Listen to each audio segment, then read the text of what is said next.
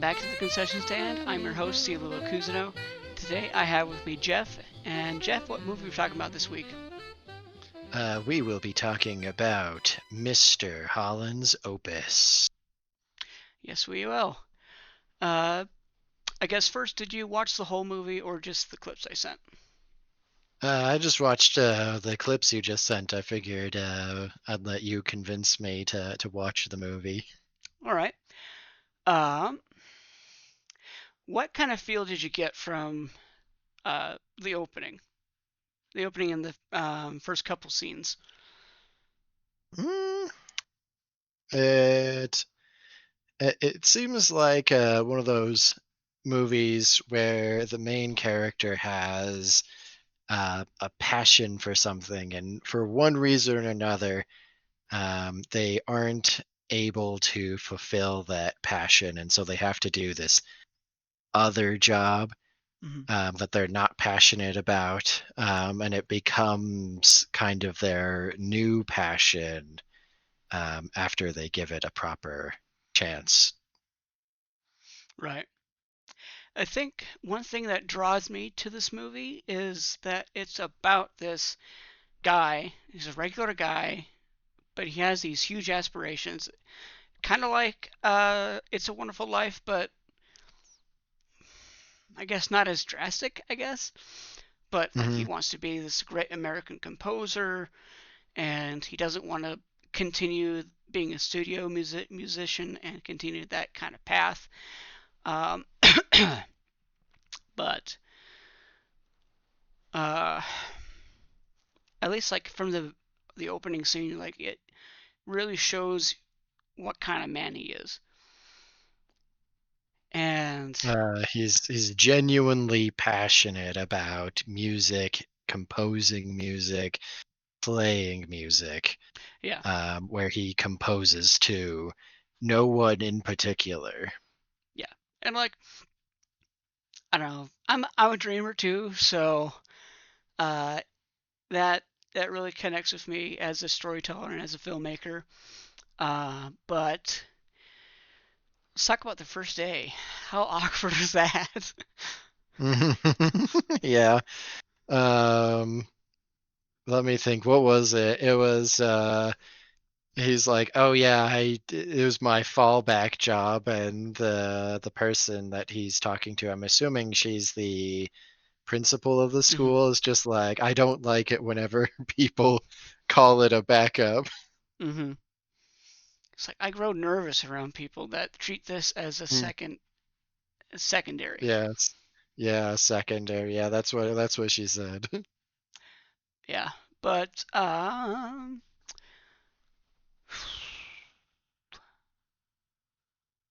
my brain is blanking. Uh, let's talk about Gertrude Lang, Gertrude Lang. the girl with the clarinet. Anything in particular? I mean, did that sequence of scenes speak to you in any way? I think it's a very interesting theme when you pair it with one of the last scenes that you sent me, hmm which was Beautiful Coal, hmm um, because this is something I was thinking about, is um, he relates to her kind of the beauty and joy of music by asking her what she likes about herself when she looks in the mirror. hmm And what she says is that she likes her red hair hmm because um, her father says that it reminds him of the dawn. Or hmm was, uh, yeah, I think it was the dawn. Um, and I think that that pairs um, beautifully with the one of the last scenes, where he sings "Beautiful Coal." hmm Yeah, I really like that. I think some important context for that scene is like this is coming right off the heels of Principal Jacob saying, "Hey, you're sucking at a very integral part of your job." Mm-hmm. And he goes home to his wife and complains, and he hates Principal Jacobs, he hates teaching, he hates Mm-hmm. this job, he hates the kids, and then he discovers his wife is pregnant. Mm-hmm. And so here's this other layer of, okay, now I really can't quit this job. Yeah. And so it's just like, well, cool. Mm-hmm.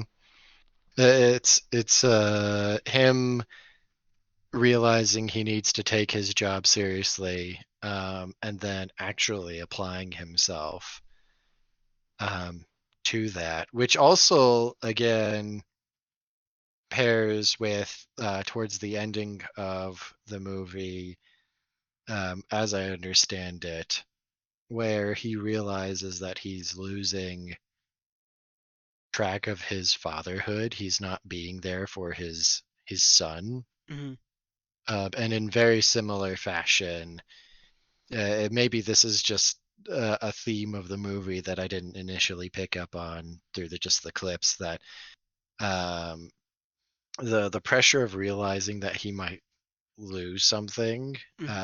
inspires him to spend a lot more effort um, into fulfilling that role. Mhm. Yeah. Uh, and we could talk about this more as we go along, but I'm actually curious because in a couple episodes we're going to talk about China E. So, what kind of movies do you generally watch? And how does this, from what you've seen, how does this fall into that spectrum? I watch. It's a good question. I feel like I don't watch very many movies anymore. I don't watch a lot of recent releases. I usually watch older movies, movies from my childhood, or movies from before Okay, my childhood. define old, because some people hear old or say old and they mean like, oh, from the 80s. Like, no, that's not old. Oh, well, more recently I started watching. What was it? It was some. I got a DVD collection of.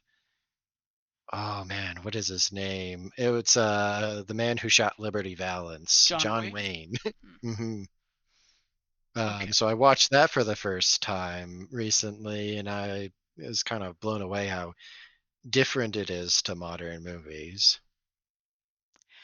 Oddly enough, that movie has been brought up before on this channel. So maybe Mhm. that is another movie I should look at. Um, okay, so is generally in your wheelhouse, would you say, or is it more of a departure? Mr. Holland's Opus. Yeah. I'd say it's a departure in the movies that I generally seek out. I don't generally seek out movies like this, but they're always movies that I wind up enjoying. Yeah, yeah, I feel that honestly. Mhm. Um, that's definitely how I started my cinema journey, film journey. Is just like watching Star Wars and all these blockbusters, and then getting into the weeds of some of these lesser known films. And that's Mhm. why, honestly, I started this channel because there are these lesser known films, and you know, I want to bring light to them and uh, help Yeah. people Yeah. I discover think them. that what it is, I think that part of what it is that you have these big bombastic movies of the modern age, the Marvels, the Star Wars, Mhm. the everything else that everyone is coming out. Most recently, like Superman, um, these big block box office busters. Um, that are entertaining, but it's usually like the quieter movies that you don't hear very much about that are the most meaningful. Yeah. Um, let's talk about Lou Russ, the kid Mr. Holland taught to bang a drum. um, it's really funny because I don't see the drum as being particularly difficult to figure out, and maybe that just shows my utter lack of experience with anything music related. Hmm. Um, but it is kind of funny because he spends so much time on basically just like finding the beat, as they said, whenever he finally gets it, between tapping and what was the scene? He was like drumming, and then just over him, while he was like wearing the football helmet, he was drumming his head at the same time. Um, just kind of literally beating it into his head. Hmm. It's kind of funny. I wonder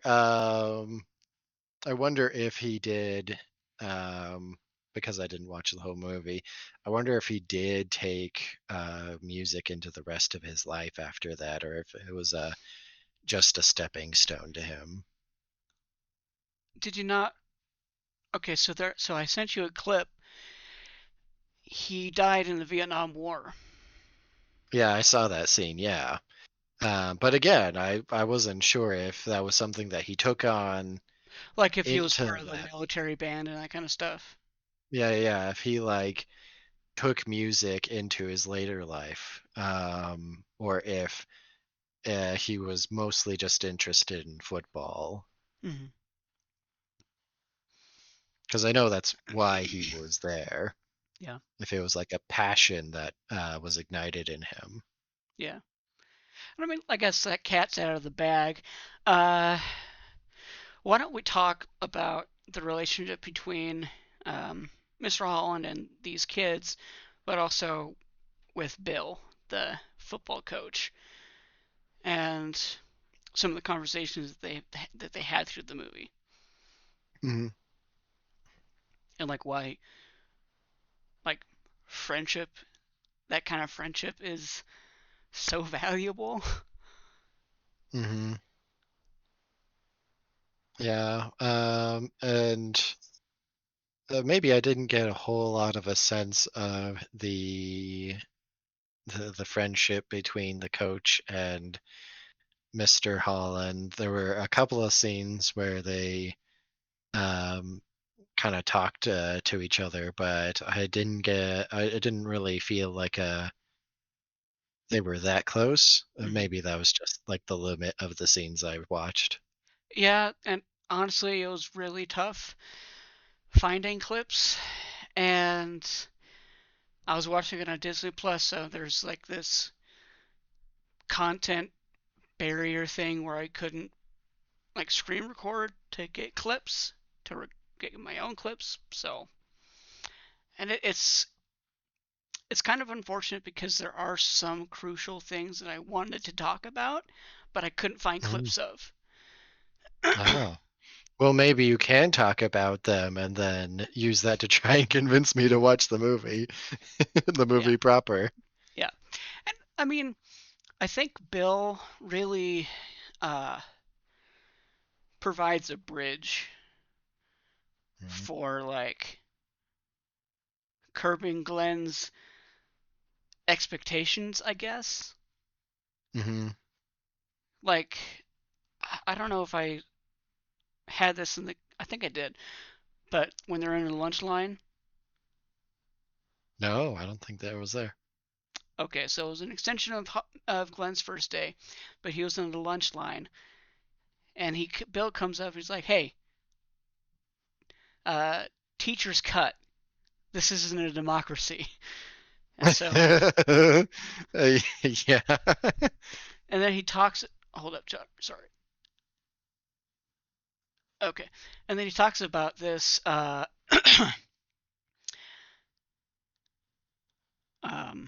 well, when they're eating lunch, he talks about like Mr. Holland's dreams and aspirations, and Mr. Holland comments like, "Hey, I took this gig as, because I wanted to get out of the um, studio band scene, and I Hmm. wanted to spend most of my time composing, spend my free Hmm. time composing." And Bill's just like, "Huh, I don't recall the last time I had that was free." And so that really kind of Yeah. plants the seed of, I really hate this job. Hmm. But And then conversely, later, where he spends most of his time with his students later. mm, uh, well, let's talk about the funeral scene, like how that juxtaposition, I guess. Mhm. The juxtaposition of um well, I suppose it is kind of like in the darker half, as it were, because it comes off of finding out that like you have that scene Mm-hmm. where this person that he knew, this person that he taught, um passed away during a war. I wasn't sure which war. I just knew that he must have died um, in the active duty, because he was receiving a military funeral. I'm like, whoa! I didn't realize that we were skipping years here. Mm-hmm. uh, and then you like follow that up with like the scene with the fight with his wife um, and like before that as well as like finding out that his son is deaf. Mm-hmm. Oh yeah, let's talk about that scene when he after he finds out. Um, and it's Beethoven's seventh, yeah. mhm. And it's really cool, actually. Or I guess I don't know, just this story structure of highs and lows and peaks and valleys.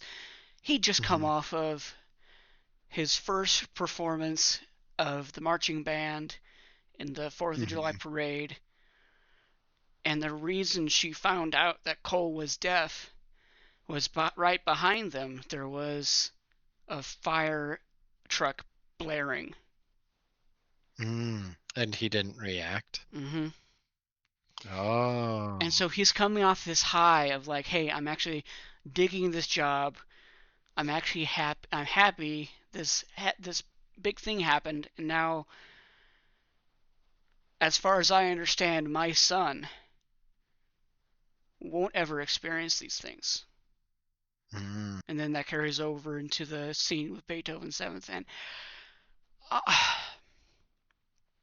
just as a personal note, I don't know what it is about Beethoven's Seventh.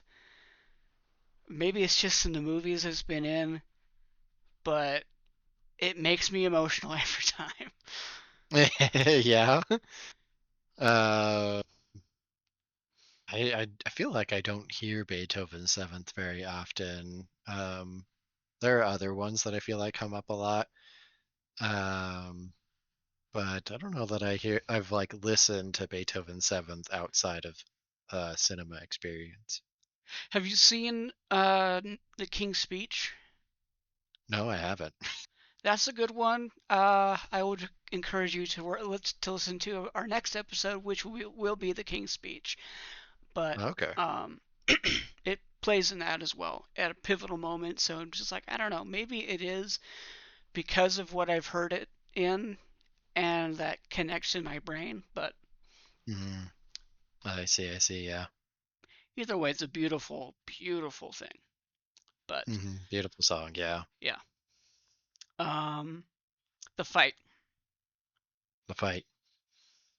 Or I guess there's multiple fights, but the first fight, The first fight, the one that you sent me a clip for, yeah, the one where I'm like, oh, his son is deaf. That's why he was crying, sharing Beethoven's Seventh with hmm the class because oh, his son is deaf, and now he has to like figure out how to deal with that.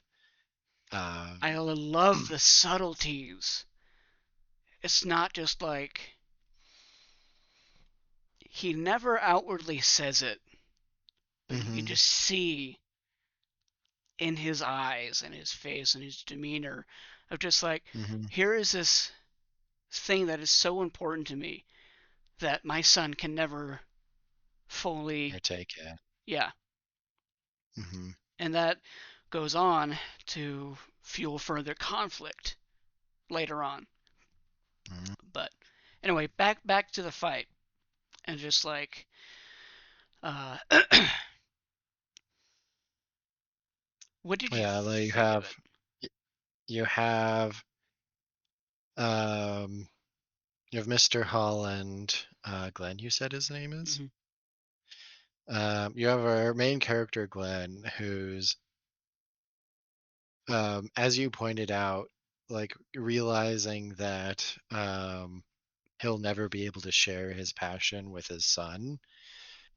And that like juxtapositioned with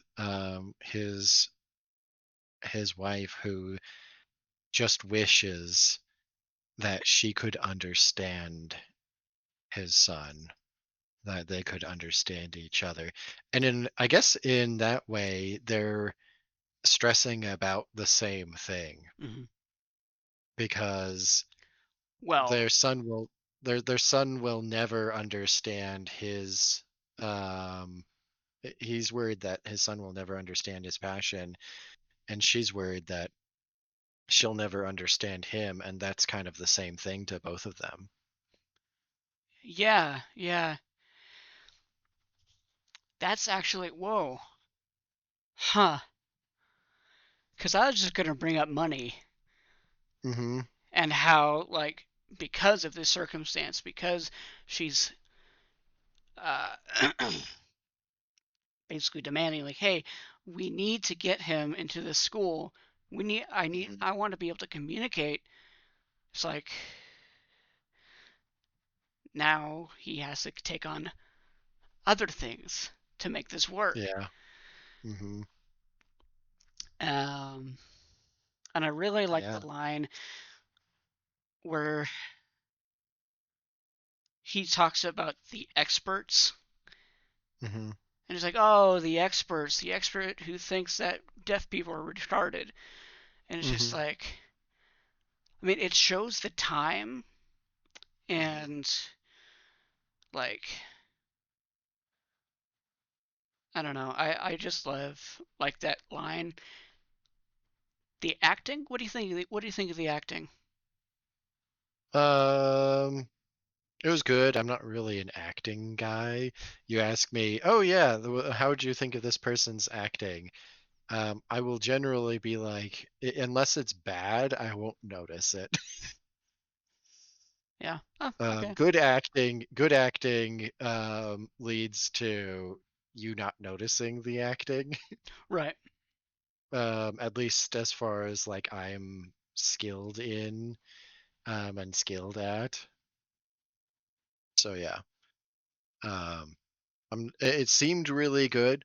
If I spent enough time thinking about it, I probably really like how well they acted that scene. hmm Um, but again, not really an actor guy. Sorry. I don't know. I guess I bring it up just because like I could foresee someone maybe claiming it's over the top, mm, like the yeah. stomping and screaming, and it's just like I don't know. Like I saw that movie once as a kid, hmm and that scene really stuck with me mm, because it just feels real, you know. yeah. It feels like an argument that your parents have had. Mm-hmm. And that's a thought I did think is like, Oh yeah, I remember. This is just something I remember thinking. I'll bet somebody looks at that scene and goes, "I can't believe these people would be so unreasonable to each other when they're married."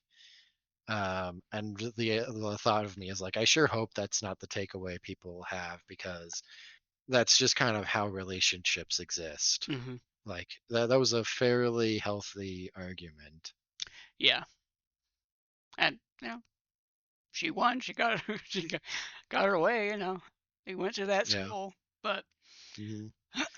Yeah. I wonder also, like, going back to that, I wonder also if that was one of the reasons why he was hesitant to pay the extra money, because again, even with sign language, he wouldn't be able to understand his passion.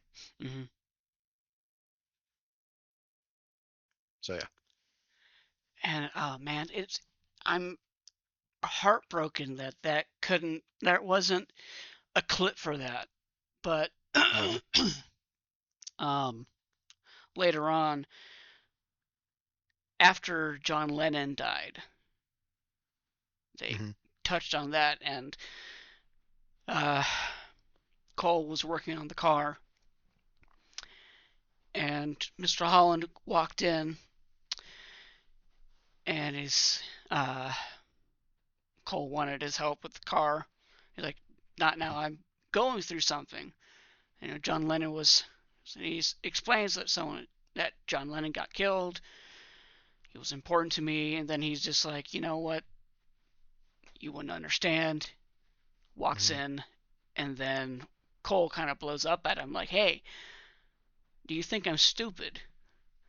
Like, I can't hear, but I know who John Lennon is, what his impact was." Hmm. And that kind of spurs him into learning, going back and learning how possible ways for deaf people to experience music. Hmm. And then that leads into the beautiful Cole scene. But Hmm. um, I think we need to talk about Rowena. Okay, because I don't know much about Rowena other than the fact that she can sing. Yeah, and that's what really ticks me off, that I couldn't find any clips, which is so strange because it's Mm, obvious, because it's arguably the most controversial part of the movie. really? Yes. So during that time, he's having marital struggles. He's having struggles connecting with Cole, and here's this senior who Mhm. can sing beautifully, and she has a crush on him, like a hard crush on him. And um, people like to claim that he had an emotional affair. Mhm. I don't see it that way at all. Oh, okay. I think in her he was seeing a possibility of what his life could have been. Mhm. A child that he never had. Yeah, a child who gets music, who you know um, has their whole life ahead of them, who actually has a tremendous amount of talent, and she just completely misreads it. Mhm. And a lot of people try to make that look like an emotional affair when it's not. Okay. But anyway, just to prepare To you, I kind of, guess. yeah, to tease out that idea that there's more going on there. And I Yeah. was wondering, I'm like, how does this Rowena lady fall into any of this? Because I think that that scene goes directly into Cole coming back from the astronomy field trip. Mhm. where his wife points out that, hey, your son is passionate about this. Why weren't you there? So I did get kind of some sense of that in that one scene. Hmm. And I think it just highlights uh, the disconnect and the Mhm. frustrations he's really having. Yeah.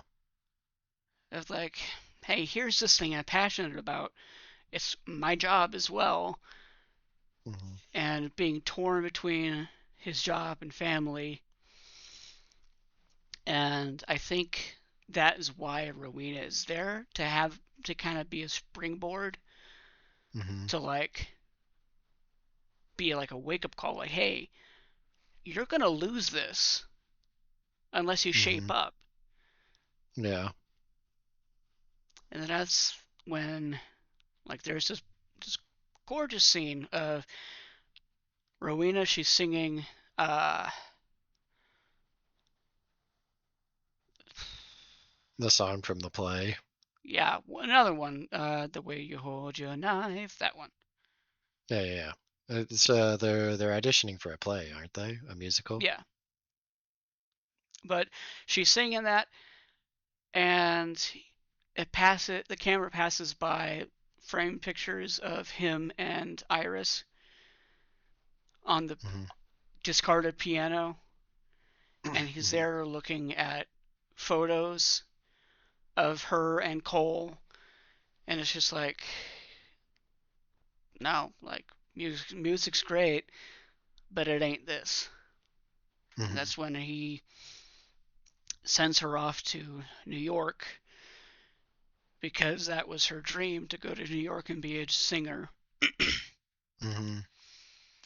And he gets in touch with a bandmate, a former bandmate, saying, hey, this girl's coming. Kind of look after her, make sure that she doesn't starve and she has a Yeah. place to stay. But Hmm. and then that goes to John Lennon dies and him fixing his relationship with Cole. Yeah. And then Uh, after 30 years, he gets fired or mhm. retired. Retired.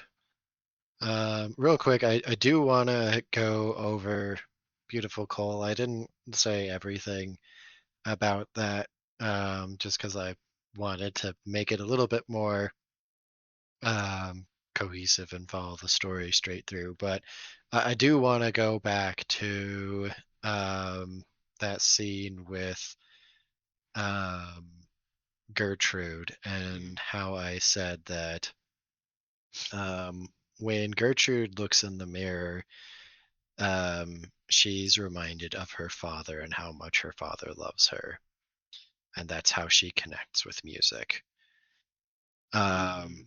and then here in Beautiful Coal, um, Glenn goes through the effort to do a musical number that includes Sign to show Cole what's beautiful about him Mm-hmm. using his form, his music.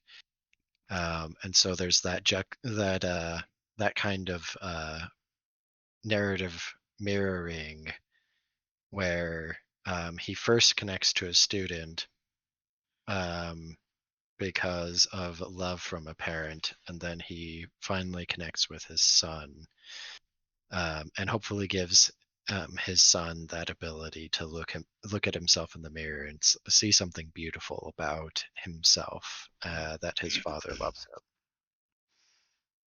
I like that. him. And like as you watch the movie, you pick up that Sign was never Glenn's strong suit. He Yeah, always yeah, yeah. struggled with it. Hmm. And then to have like that he made such an effort to make sure that he could Um, uh,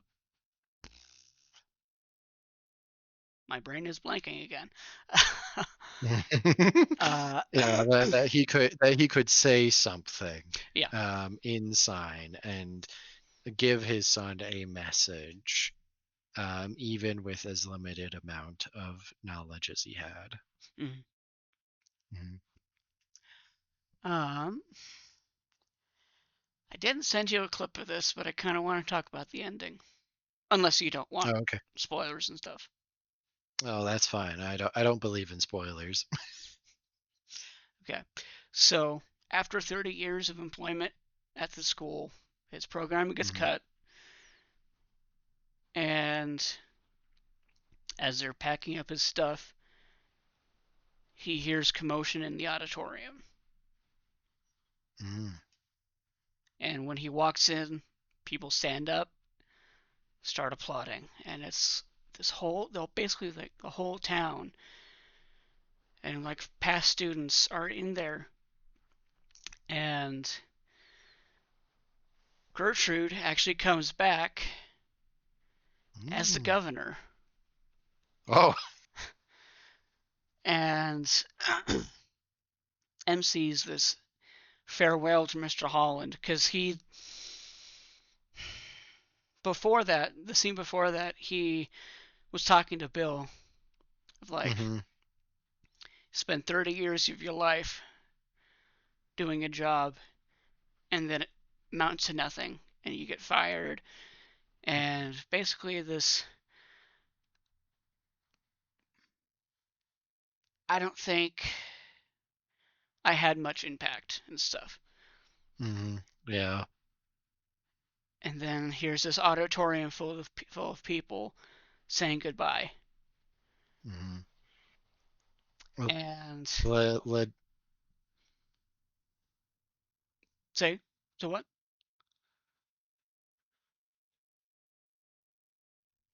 Jeff? All right, we have lost Jeff, and he is back. Maybe. in theory. Okay. Sorry. Awesome. Okay. That was My scary. laptop decided to close itself out. Oh. Okay. Well, um, do you want to wait until you're back fully, or No, it's fine. I'm plugged in now. okay? All right. Well, I guess we won't see Jeff for the rest of the episode, but uh, go on with what we were saying. You cut off like halfway through your sentence. Uh, what was I saying? I don't know. I guess just the idea of it's kind of a physical embodiment of everything that he was able to um, accomplish as a teacher. Mhm. Right. Um.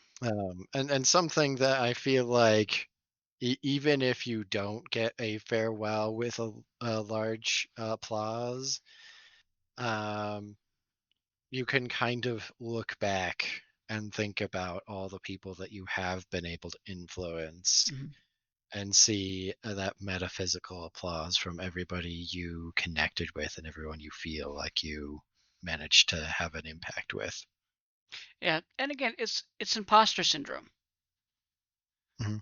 and it's I deal with it. I imagine everyone to a certain extent has experienced it. Uh, Mhm.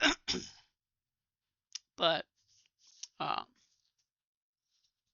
anyway, so at this farewell, there's a band, Mhm. and Gertrude tells him to come on up, take the baton, and lead the band in the first ever performance of the great America of the American Symphony by Glenn Holland. Mhm. And so you get to hear the full thing of this symphony that he's been composing for the last 30 years on and off. And it's just, uh, first off, great song, great music. It, it hits. Mm-hmm. And it just, and like this orchestra is uh, made up of so many like 30 years worth of like the best performers from his class, and it's just so Mm-hmm. good. Yeah. And you know, yeah, that's Mr. Holland's opus. So, did I convince you? Um, I think the clips alone were enough to convince me, honestly. Just from the little bit that I watched, it seems like a really, really good movie. Oh, it's so good. I Um, cry every time. so I'll have to track down a copy somewhere. It's on Disney Plus Yeah, a copy other than on Disney Plus. or YouTube I don't know about you. I don't know if you can find it on YouTube, but or Amazon. I mean, Amazon's fine. Nothing against YouTube. It's just this was all you were able to pull up from YouTube on clips, so I well, don't not imagine the clips, whole but like movie's. you can rent it on YouTube. Is what I'm saying. Yeah, yeah. Oh, okay, I didn't know that. I forget that you can rent movies on YouTube now. Mm-hmm. Not just watch part five of part five of 26 of whatever movie it Yeah, was. I'm not encouraging piracy at all.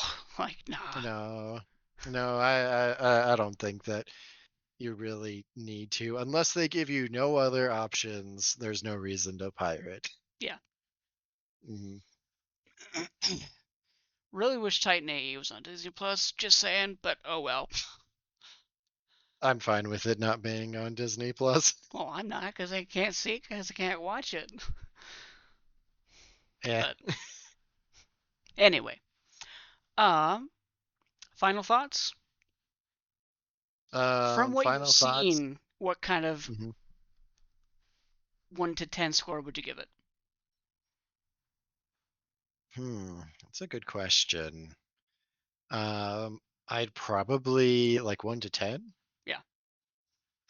I'd probably give it a solid 8. I finished it. I really liked it. It gave and it caused me to think. Yeah, I would have to agree. If not 8, honestly, I give it a 9. A 9. It is a It very might good range movie. into it might range into 9 if I actually sit down and watch it. Please do. And that's our show, brought to you by Popcorn Fumes and a Prayer. Our executive producer is Penny Pincher. The director of photography is Cam Speed. Our first AD is Slade Clapper. Legal is by Sumi Idaria. Makeup by Make Hugh Pretty. Marketing Wizard is Trailer. Stunts were by Fallen Hard. Script notes from Paige Turner. Our editor was Seymour Takes. Transport was via Miles A. Way. And Union Matters are handled, as always, by Sal Ari. Thank you so much for watching and or listening. And remember, if it looks good, it was probably done in post.